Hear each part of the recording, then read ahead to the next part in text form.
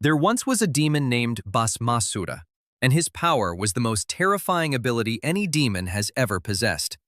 He could turn anyone, any being in the universe, into ash simply by placing his hand on their head. Gods, humans, animals, anything. One touch and you are gone, reduced to a pile of gray powder. And the worst part? He got this power directly from Shiva, through devoted prayer. This is the story of how a devotee tried to murder the god who blessed him, and how Vishnu saved the day using the oldest trick in the book. Let us set this up. Bhasmasura was an asura, a demon, and like many demons in Hindu mythology, he was not stupid. He was strategic.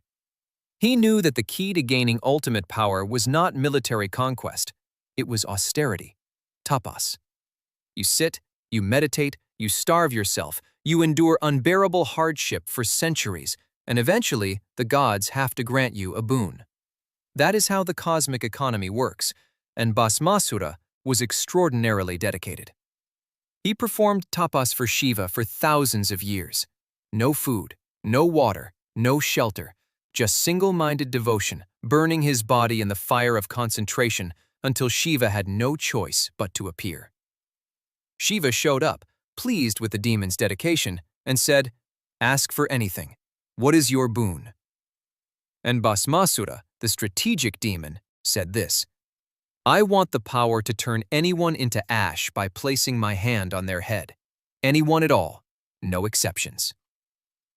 Now, if you are reading this story from the outside, you can see the problem immediately.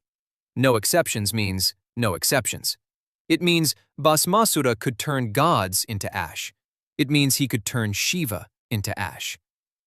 But Shiva, in his role as Bholanath, the innocent Lord, grants boons without conditions. He does not run a risk assessment. He does not check the fine print. He does not say, that seems like it could be used against me, let me add a clause. He just says, tatastu, so be it.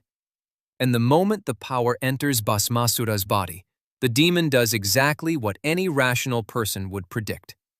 He decides to test it on Shiva. Why? Because if he can destroy Shiva, there is no one left who can stop him. And also because there is a deeper motivation. Some versions of the story say Bhasmasura wanted Parvati. He wanted Shiva's wife, and the fastest way to get Shiva's wife is to get rid of Shiva. So Bhasmasura lunges at Shiva with his hand raised, trying to touch Shiva's head. And Shiva, the most powerful being in existence, runs. He runs. The Lord of the universe, the destroyer of worlds, the drinker of cosmic poison, turns around and sprints away from a demon because he cannot risk being touched. Every step Bhasmasura takes, his hand outstretched, death radiating from his fingertips, Shiva runs faster. They race across the three worlds, through forests, over mountains, across oceans. Shiva cannot stop. He cannot fight. He cannot use his trident because getting close enough to stab Bhasmasura means getting close enough to be touched. He is trapped by his own blessing. Now, Shiva is running toward Vishnu, because when Shiva has a problem he cannot solve with force, Vishnu solves it with intelligence. That is the dynamic.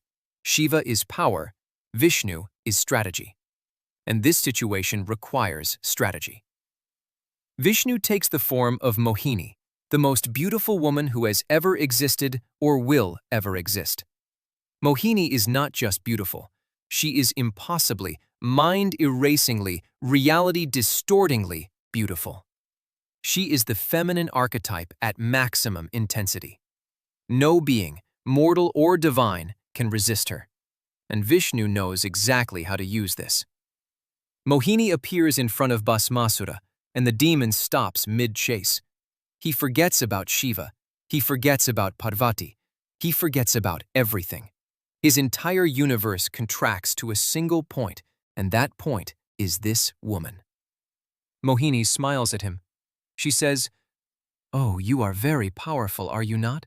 Very strong. I like strong demons. But tell me, can you dance? I will only be with a man who can match me in dance." Bhasmasura says, "I can do anything." Mohini says, "Then dance with me. Mirror my movements. Whatever I do, you do. If you can keep up, I am yours." And they begin to dance.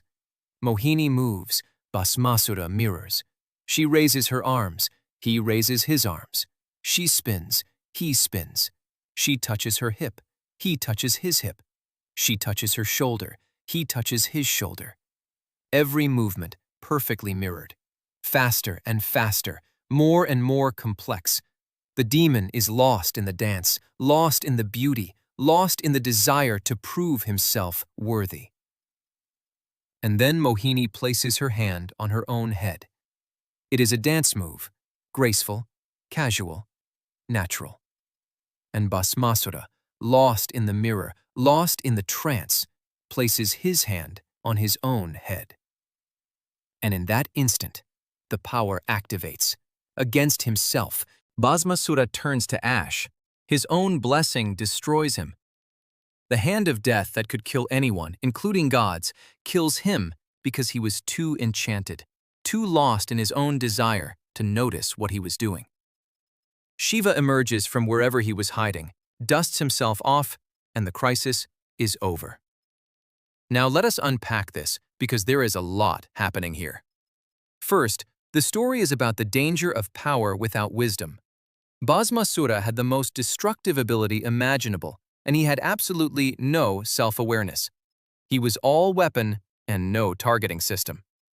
The moment he got power, he tried to destroy the source of that power. He turned on his own guru, and then he destroyed himself. He was, quite literally, too dangerous to be left in his own hands. Second, this is a story about desire as the ultimate vulnerability.